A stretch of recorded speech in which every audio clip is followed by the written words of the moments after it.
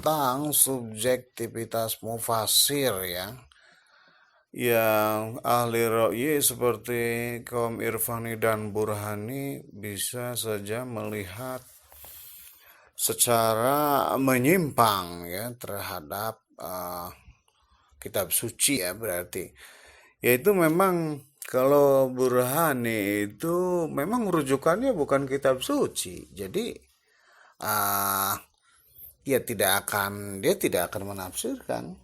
Jadi kaum ilmuwan dalam Islam itu yang jadi mufasir siapa kan?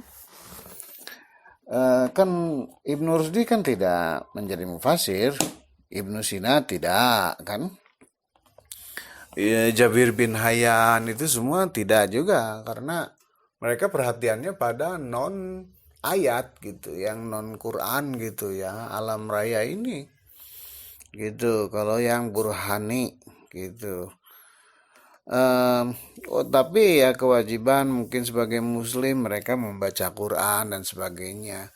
Kalau ada mungkin ini berhubungan ya dalam bacaannya dengan itu ya mungkin dihubungkan, tapi tidak jadi mufasir mereka ya. Gitu. Kalau mereka menemukan ayat gitu yang sesuai gitu, come across ketika mengaji gitu, wah ini sesuai kan gitu. Tapi tidak ini. Kecuali yang mufasir yang ilmi, tafsir ilmi kan.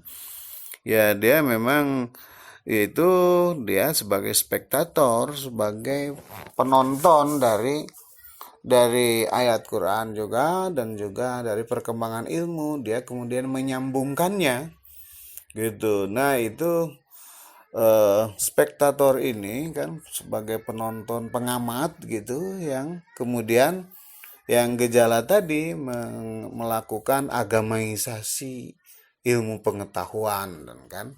Kalau dulu dari orang Prancis itu Maurice Bucaille kan gitu.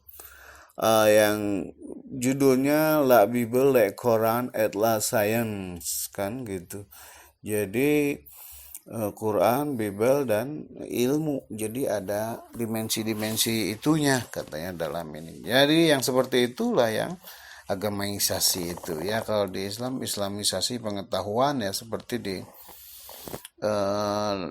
yang IIUM di Malaysia dan kemudian di Pakistan itu kan. Nah, jadi itu kalau yang Burhani. Nah, kalau Irfani memang dia itu juga bukan mengolah ayat juga. Dia mengolah jiwanya kan, dan ruhnya gitu, dan sampai bisa ketemu dengan ruhnya, eh, apa sinarannya Tuhan gitu kan. Kemudian dengan Rasulullah, dengan para ulama yang di alam ruh.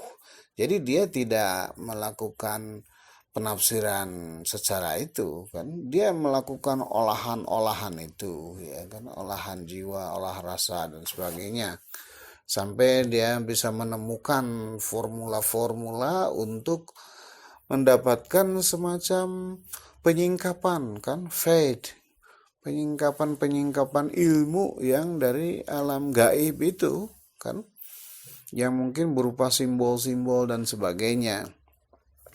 Formulanya juga mereka kan ibadah biasanya yang tidak secara Quranik kan gitu. Yang ini kan formulanya berapa kali baca nama-nama Allah yang ini gitu, kemudian akan menjadi apa kan gitu. Pada dasarnya begitu.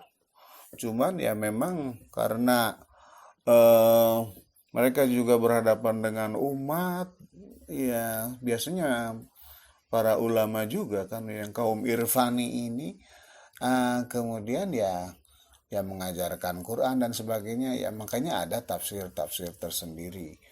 Tapi yang sebetulnya itu hanya justifikasi juga, yang ditemukannya itu dalam jiwanya itu, dalam ruhnya yang sebetulnya bersifat personal kadang kan gitu. Makanya seperti tokoh besar seperti Al-Ghazali itu bahasanya tetap bahasa yang dipahami umat manusia kebanyakan, yaitu yang keluarnya adalah nasihat-nasihat tentang akhlak dan sebagainya. tidak tentang yang gaib-gaib itu gitu. Ya, kalau ada para sufi yang kemudian menemukan yang gaib-gaib itu, yaitu mungkin anugerah, dan biasanya yang mereka itu tidak ya memunculkan tafsir-tafsir, walaupun ada. Nah, yang tafsir-tafsir biasanya kadang muridnya atau apa, karena ya pengetahuan atau pengalaman gaibnya tidak sehebat gurunya gitu ya, jadi dituliskan, diinikan kan gitu. Nah, jadi mungkin suka ada penyimpangan-penyimpangan. Tapi penyimpangan ini juga kan akhirnya pertanyaannya kata siapa menyimpang kan? Kalau menurut mereka itu benar, merasa benar, Rasulullah juga melakukan, ya mereka terjustifikasi. Kadang yang menyebut menyimpang kepada mereka itu yang alirannya dari fikih kan, dari hal haram, bahwa ini bagus tidak dan sebagainya, ya kan, atau yang bersifat tekstualis, harus sesuai teks gitu. Padahal ya dalam Quran juga ada yang teks dan ada yang ruh. Nah, justru kita harus cari yang ruhnya itu, yang esensinya kan gitu. Cuman ya Quran itu berisi berbagai macam, ya ada kemasyarakatan dan sebagainya. Ya pada saat Nabi itu ya itu cukup lengkap kan, sehingga berbagai dimensi. Ya kalau sekarang mungkin perlu ini ya kita tafsirkan pada akhirnya. Tentu saja ada esensi-esensi Quran yang sebetulnya eh, bisa berzaman-zaman gitu ya, seperti tentang etika dan sebagainya kan, teologi gitu kan. Nah, yang bersifat teknis-teknis sebetulnya itu mungkin hanya contoh zaman Rasul saja. Nah, yang bagi orang-orang tertentu yang mengikuti perkembangan itu bisa jadi menyimpang, padahal kan dia hanya mengikuti perkembangan dan menyesuaikan Al-Quran dengan zaman gitu.